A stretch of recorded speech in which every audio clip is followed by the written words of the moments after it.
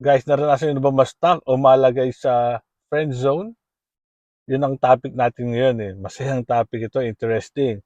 Pero bago natin simulan 'tong topic na 'to, paki-like and subscribe to my channel at simulan na natin ito.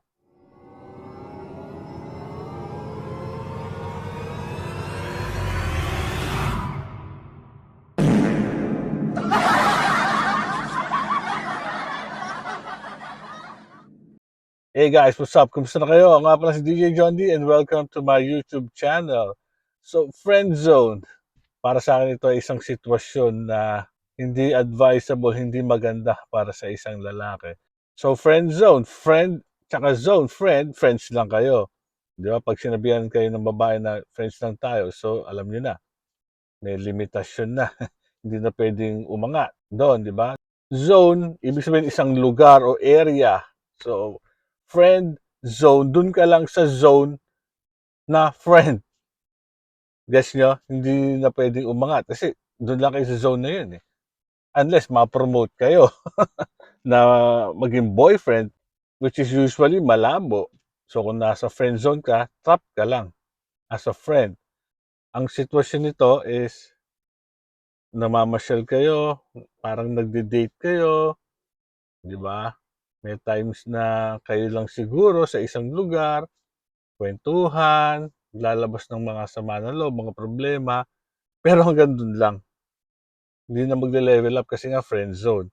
At isa pang disadvantage nito is yung babae naman, pwedeng makipagkilala sa ibang lalaki, maaaring magka-boyfriend din si babae, pero si friend zone, yung lalaki ng friend zone, nandun lang, sideline. Pag kailangan ng babae ng kausap or emotional support or may kakausapin, may problema, nandun lang si lalaki. Disadvantage to sa lalaki. Pero yeah, nung isang araw kasi may nakita akong post sa Facebook eh, naging interesado lang ako at yeah, I thought of sharing it with you. So ito yun, no? Nandyan sa screen. So sa taas ang sabi, if a man truly loves you, he'll wait for you. Sabay clown emoji. Parang ano yun, no? Para siyang sarcastic. So ang sabi naman ng babae, ang message niya para dun sa lalaki is, to the man who sat patiently in the friend zone for over 25 years. 25 years. Waiting for me to see that he was the one I was looking for all along. The man that redefined love and true happiness for me, and I could not love him more. Happy 1 year anniversary, babe. So, yun. Si lalaki, 25 years naka-friend zone.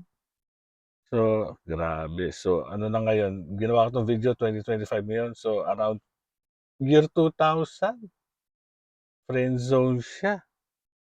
Tapos si babae ang sabi, waiting for me to see that he was the one. Parang naghintay si lalaki, titignan lang or siguro ang ano ng babae din, ang dahilan ni babae is tinitignan niya kung si lalaki ay para sa kanya. So, naghintay ng 25 years si lalaki, dun muna tayo, no?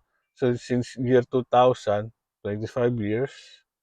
So, let's say nagkakilala sila, mga 20 years old na sila. So, plus 25 years of nasa 40 na si babae, 45. Ngayon lang sila naging magjowa kasi friendzone nga eh. Hindi basta angat ang level yan eh.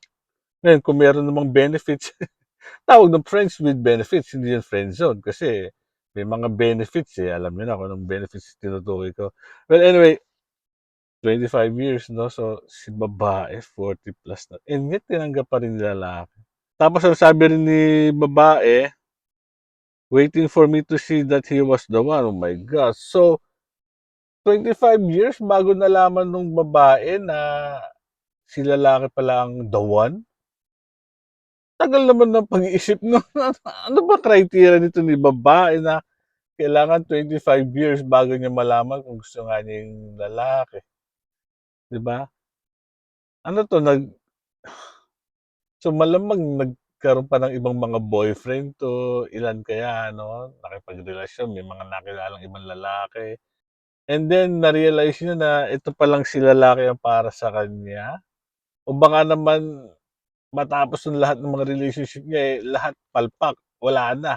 Wala na siyang mapili, wala ng ibang nililigaw sa kanya kasi nga 40 plus na siya, eh, oh. Balik na lang siya dito sa lalaki tutal na, ito na, eh, naghihintay, eh, 'no. Matinding friendzone 'to, 'no. Tapos, the man that redefined love and true happiness for me, I could not love him more. Gano'n ba ang love? Maghihintay ka ng 25 years?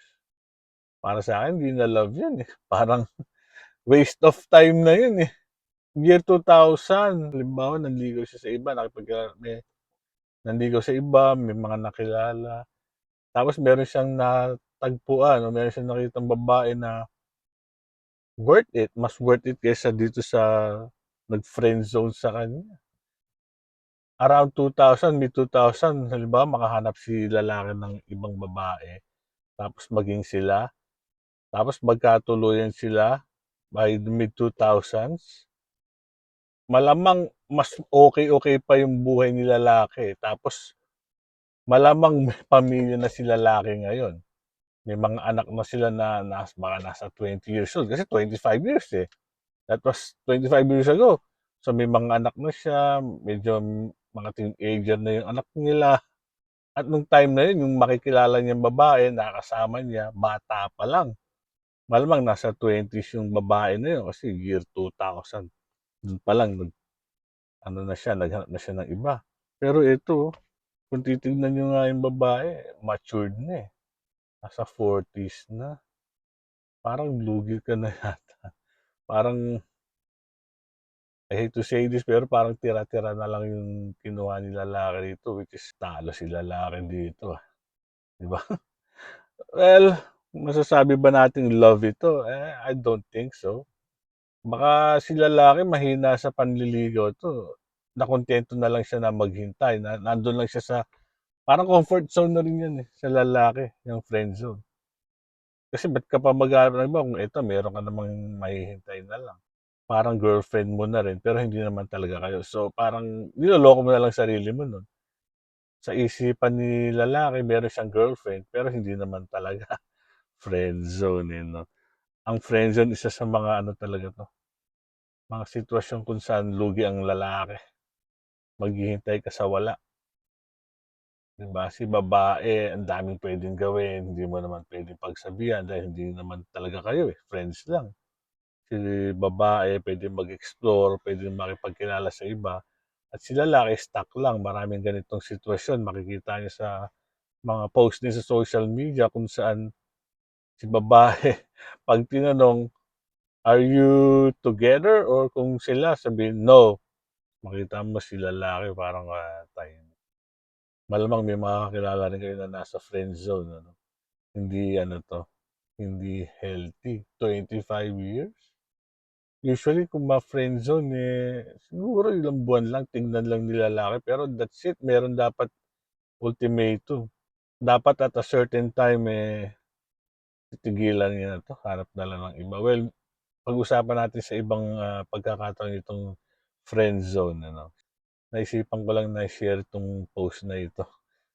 Isipin niyo naman tindi 25 years. Anyway, thank you sa panonood niyo 'no. Ako nga pala ulit si DJ John D. See you in the next video. Don't forget to like, share, and subscribe to my YouTube channel. Maraming salamat sa panonood. See you in the next video.